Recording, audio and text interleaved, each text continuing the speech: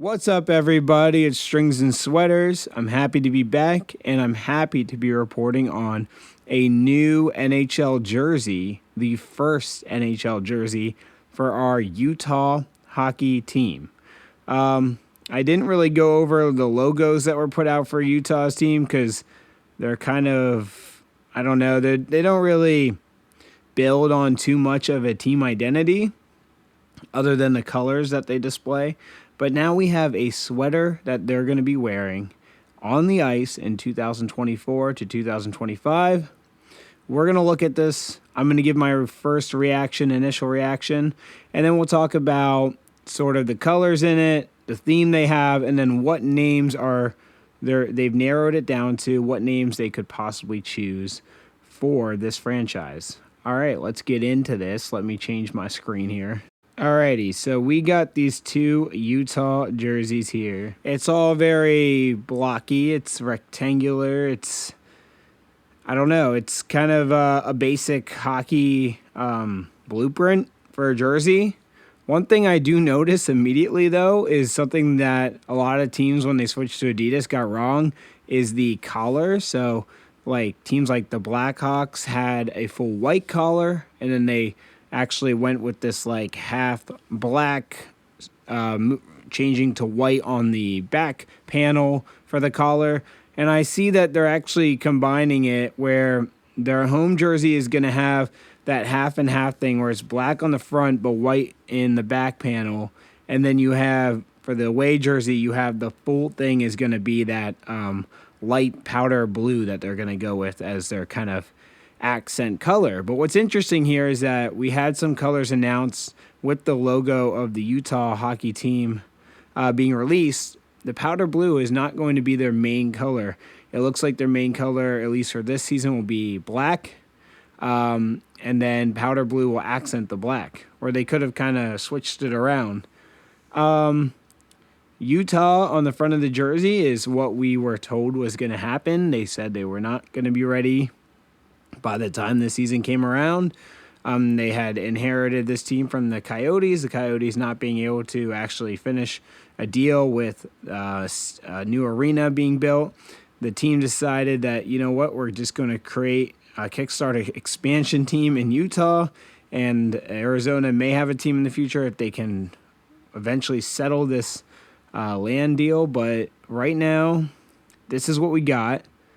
Me being from Washington, from D.C., I got to kind of experience and live through the rebrand of the Redskins to the Commanders. And in the middle of that, we had the Washington football team. I got to see all the merch for the Washington football team. I bought a little bit of it, and then they released the Commanders. I will just say that this is probably my least favorite way of doing this. I get that it takes a lot of time to kind of really get it right and get a good mascot, theme for your team, name, and then jersey, but this is pretty uninspiring. It's just something that you're not going to get a lot of global fans. Of course, you're going to have Utah hockey fans. They're going to be getting season ticket holders. They're going to have lots of ticket sales, and they're going to be huge in Utah. It's going to be a success.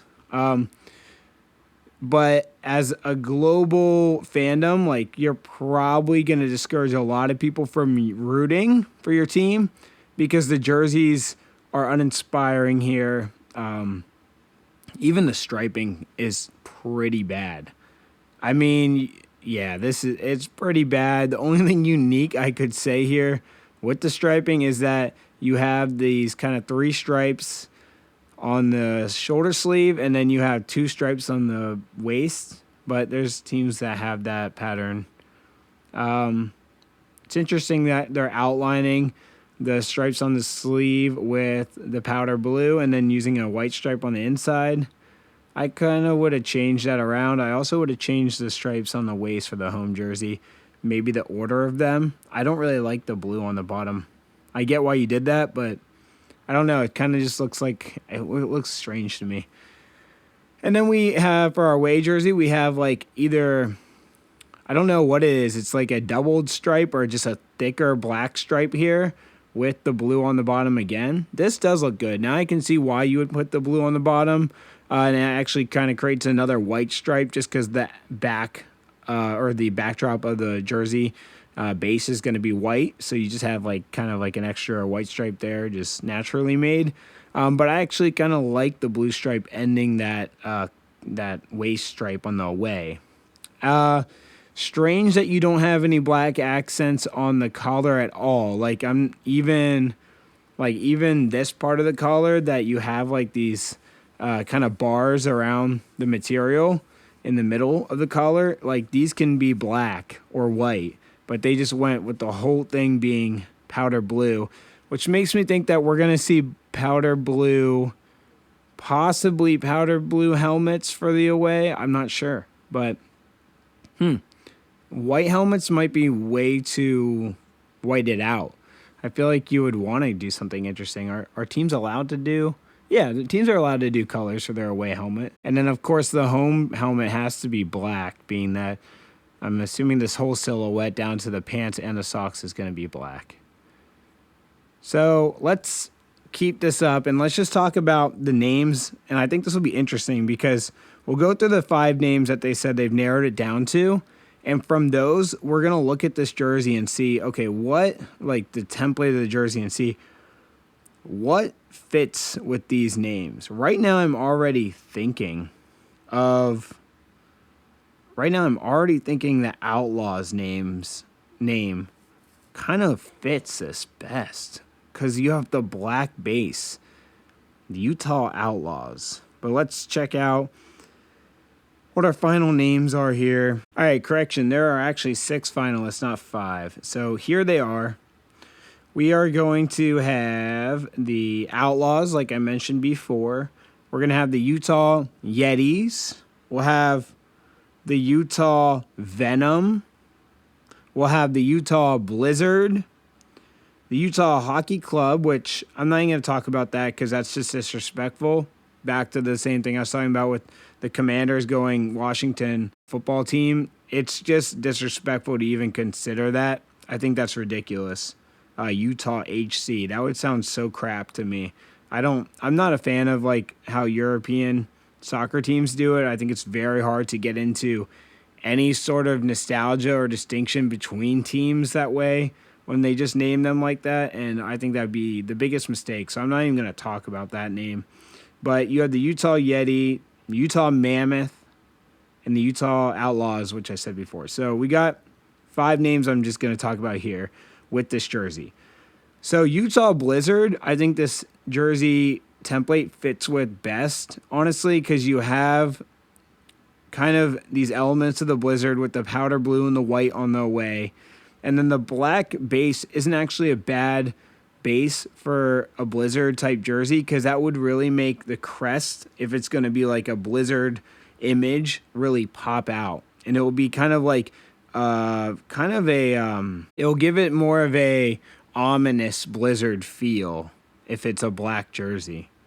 Now, I said Utah Outlaws also fits best because Outlaws is going to be a black base for your home no matter what, in my opinion.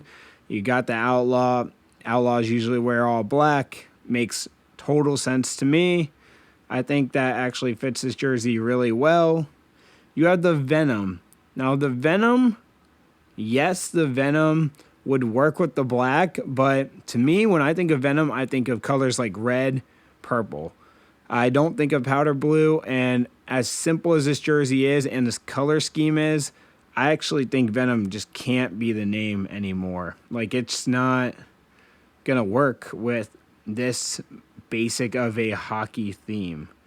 Utah Mammoth, I think, would work great with this jersey, but Utah Mammoth is such a good idea. I really hope it's that or the Utah Yeti, because both of those, the crest is going to be the star of the show. It's going to look fantastic. Also, if there's possible shoulder patches involved, it's going to look insane with the theme Mammoth or Yeti. I don't know which one I like better right now. We'll get to that as the months go by. One will probably grow on me more, but Mammoth is just so cool. You could do so much imagery with that. You could go super detailed, or you could go minimalistic and just use TUS as part of it. Yeti, it could look silly. That makes me a little nervous, but I think there's enough good graphic designers right now working on this that whatever they've chosen is going to look pretty cool. So yeah, looking at the set, I think this set works best with the Outlaws or the Blizzard. Don't love those names, but just looking at how kind of simplified this is, those are the more simpler, less detailed names of the options. So yeah, I'm trying to see. I don't see anything else that jumps out to me as too interesting.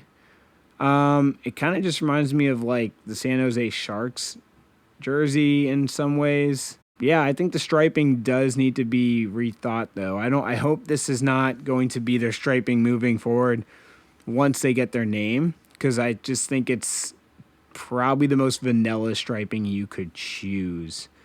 But yeah, I give this out of 10. For a college hockey team, I give this a 5 out of 10. For an NHL team, this is just a solid 1 out of 10. Yeah, this is pretty much trash when it comes to NHL jerseys. It'll be the worst one available if I make a tier list or a ranking of every team's home jerseys next year, which I probably will do as we move into the Fanatics era. What do you think of this jersey? Is it good? Is it everything you wanted it to be? Probably not, because you probably want a name. You probably want something to really grab onto when you think of the new Utah expansion team. But what would you change? Did they get anything right about it? I'd say they didn't really try anything to where you could even criticize it. But so far, that's kind of been the name of the game for this new ownership, is they're really not trying to worry about branding yet. They just want to get a season under their belt, which actually makes a lot of sense, because they're probably thinking a lot about ticket sales, using their new the basketball stadium where the Jazz play as also a hockey arena, and all sorts of other things that come with owning a hockey team. So yeah, we'll see as things progress. But thank you guys so much for watching. Make sure you like and subscribe if you haven't already. This is Strings and Sweaters. Peace out.